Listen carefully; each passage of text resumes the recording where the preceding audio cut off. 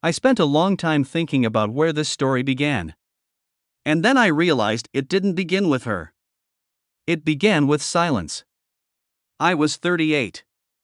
I had a job, an apartment, a habit of drinking coffee at 6 in the morning, and the ability to expect no one. I had learned how to live the right way without unnecessary emotions, without promises, without forever. I'd already been through love. And, if I'm honest, I passed that exam with a satisfactory. There had been a marriage. Plans. A betrayal, not loud, not cinematic, but quiet and ordinary. The kind after which people don't scream, they just stop trusting. I was left alone. And I even liked it.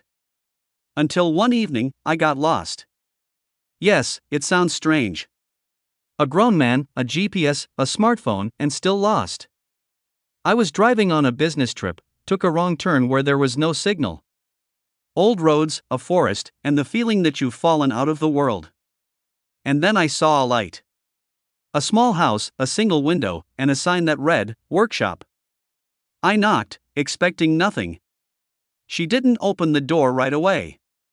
She looked at me closely. Not afraid, attentive. As if deciding whether I was worth helping. "You're lost," she said. Not a question. A statement. That's how I met Alina. She lived there alone. The workshop was her home.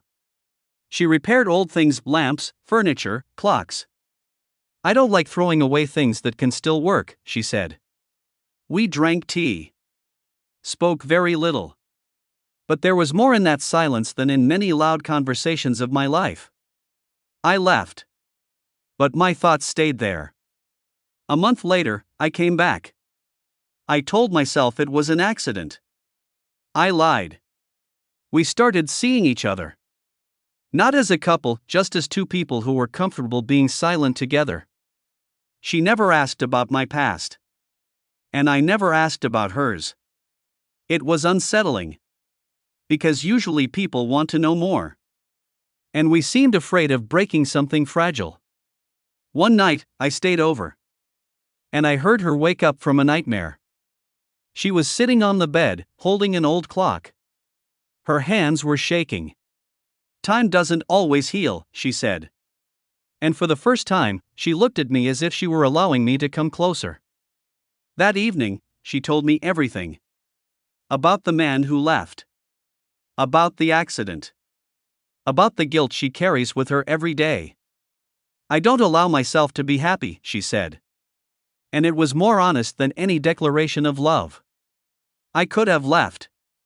Said it was too complicated. I'd done that before. But I stayed. We didn't promise anything. We were just there. Until the past caught up with us. One day, a man came into the workshop. I saw the look in his eyes, and I understood everything. He was part of her pain. "After that," she said, "you should go. I'll break everything again." I left. This time, for real. Months passed. I returned to my proper life. But it was empty again. And then I received a package. An old clock. Repaired. And a note. Some things only start working when you're not afraid to break them. I came back. She was waiting. Not with hope, with readiness. We didn't become perfect. We became real.